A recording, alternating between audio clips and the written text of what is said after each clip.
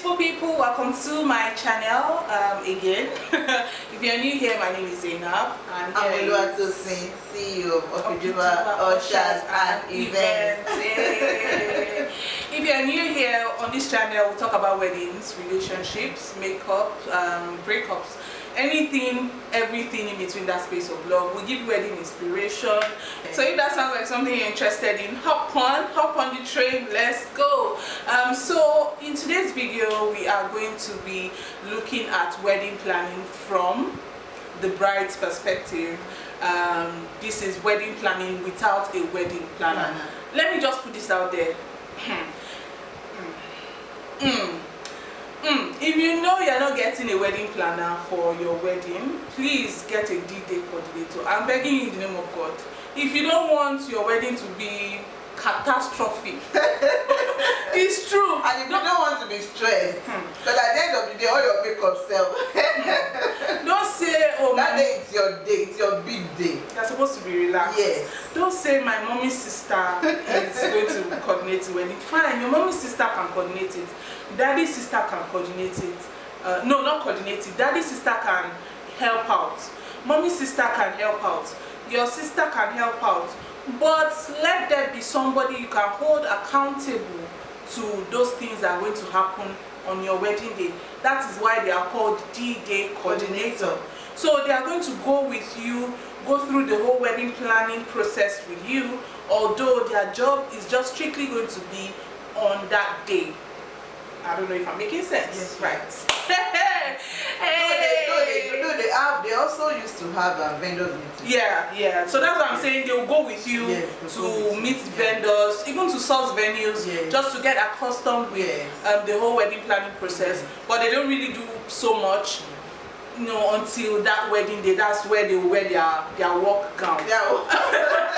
If that makes sense. And they'll be all about and stand 247. They are not sitting down. So please, if you know you're not getting a wedding planner, get a D-Day coordinator. It's that simple. Because I understand wedding planners these days. I mean, if your pocket is not big, I mean, you may not be able to hire some wedding planners. But funny enough, there's actually some wedding planners that are budget friendly. So yeah, it's just about cutting your clothes according to your size. Size or something. So anyways, we're going to be looking at wedding planning without a wedding planner. So guys, there are three things that actually make wedding planning really difficult. Decision making, finances, and expectations. I mean money. If you know that, oh, you're not too should I say too buoyant? Yeah, too buoyant. If you know you don't have enough, that's going to like cause a lot of strain in that wedding planning process.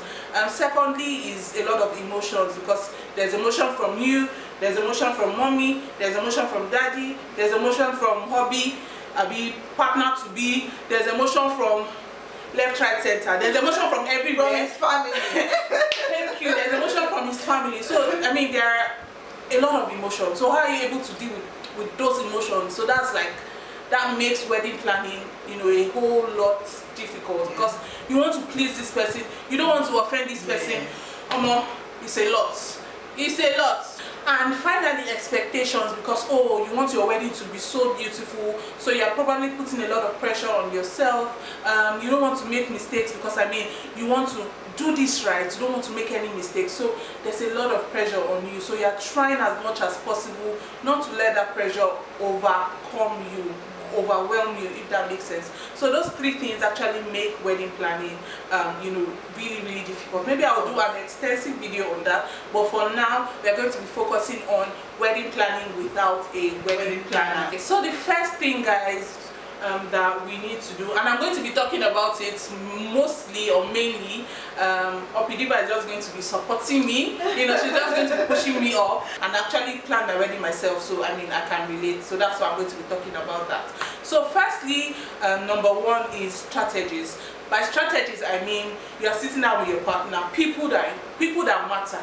you know, to the whole wedding planning process, to the wedding itself, people that matter, your partner, your partner's family if need be, your family if need be. We are going to be talking about guest counts with your partner. We are going to be talking about, oh, how much are we going to spend on this wedding? What's the kind of look we are going for? That's the theme. Is it going to be a beach wedding? Is it going to be a hall wedding? Is it going to be a garden wedding? These are all the things that you are probably going to need to talk about with your partner and people that you feel matter to the wedding planning process. So number 2, after talking about you know, the things that really matter, the important things, the priorities, after talking about that in step 1, we are going to move to step 2. Now you are moving to booking your vendors. You are booking the most, I don't want to say most important, because I mean all vendors are important too. It is when they now miss on that day that you'll be like, hey, this so this wedding vendor is this important. So I don't want to call it most important vendors, but let me say strategic vendors, if that makes sense. So this is the time to book your strategic vendors. You know, videographer, your photographer, food, rentals, DJ, because I mean you are doing it yourself. If you were not doing it yourself, if you're actually hiring a wedding planner, your wedding planner is going to, you know, take care of all these things. But since you are doing it yourself, you need to be like everywhere. You're sourcing for vendors, you're sourcing for food vendors, sourcing for halls, you're looking for videographer, looking for cake vendor. Do you get all those things? It's a lot. That's why I say it's advisable to get a wedding planner, but if you can't, get a D-Day coordinator. So that's that for step 2. So let's move on to step 3. So step 3, for me, it involves like the personal things. Now you're doing your research. You're doing a lot of research on the type of, I mean, you already have the type of dress you want. You already have it. Like I don't want to say every girl, but most girls, most ladies that are not married kind of have a picture of what they want their wedding dress to be. So at this point, this is step 3, right? So you're looking at the private things. Oh, who is going to be making my wedding dress? Who is going to be making my hair? You're also talking to hubby, because I mean hubby is not left out as well. I mean, it's also his wedding, in as much as this is your wedding, it's also his wedding. So you're going to be looking at, oh, what suit is he going to put on? You're looking at your bridesmaids as well. What are they going to wear? Who are you going to put on your bridal train? Who is going to be his groomsman? You know, and all of that. Your hair, your makeup, dress, and a whole lot of private things. So this is the point where you start your idumota runs. And you know, most times they also look at what to gift their brides with. Yes, at this point you can also look at what to give your bridesmaids. So that's what I was saying. You know, idumota. Like when I was planning my wedding, hey, I can't count number of times I went to idumota. My mom, may God bless her. There's no angle that my mom does not know in Lagos markets. Like absolutely no angle. So that wedding planning, I held her like in my armpits like this, let's be going. So I mean, at this point you start your idumota runs, like any little thing that you feel like, oh, you need to rush to idumota, to Lagos market, by the way. I mean, what's the name again? What other name do they call idumota? Eco, yeah. So Eco will be your best friend. Balogun market.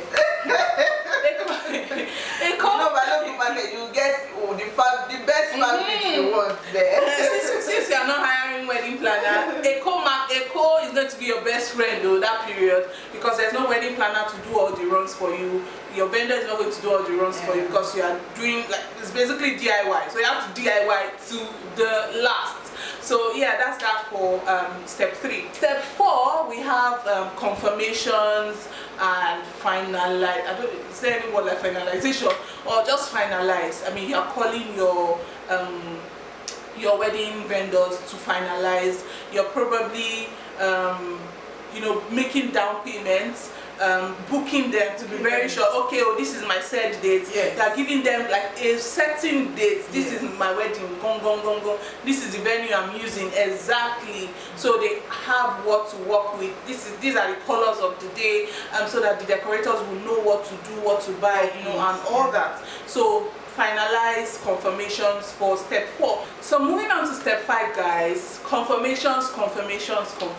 I can't even say this because right now you don't have any wedding planner that is backing you, because wedding planners actually have like a link, because I mean it's their space, it's their professional space. They are professional, so they have a link, you know, if that makes sense. But you don't have any link, you are just an individual.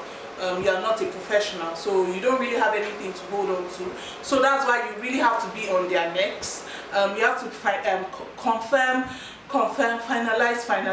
I mean, just dot the I's and cross the T's at this point, because to avoid disappointment. I mean, I can't say this, to avoid disappointment. I don't know, I didn't put D-Day coordinator in any of this, but as soon as you have, this is from step 2 exactly, you should already get a D-Day coordinator, so that she can be going with you, even to do what, carry her along, carry her along, you know, walk hand in hand with her. And yeah, back to step 5, just confirm, finalize. Don't get tired of confirming, don't get tired of finalizing. You're paying these vendors, so they need to work for it, right? They need to sweat it. Don't overwhelm them, but just make it make sense. Know what you're doing.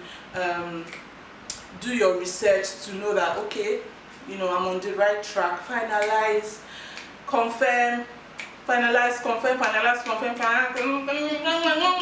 you know, all of that. So yeah, those are the 5 steps that I have for you guys. So do you have any other thing to? No. So I did a good job. You did a good job. So beautiful people, as you heard, I did absolutely fantastic. So thank you so much for watching. Let's hear what you think in the comment section below. Drop your comments, drop your contributions as well. We would love to hear from you. Thank you so much. Thank you. Thank you. Bye. Bye guys. See you in the next video. Bye bye.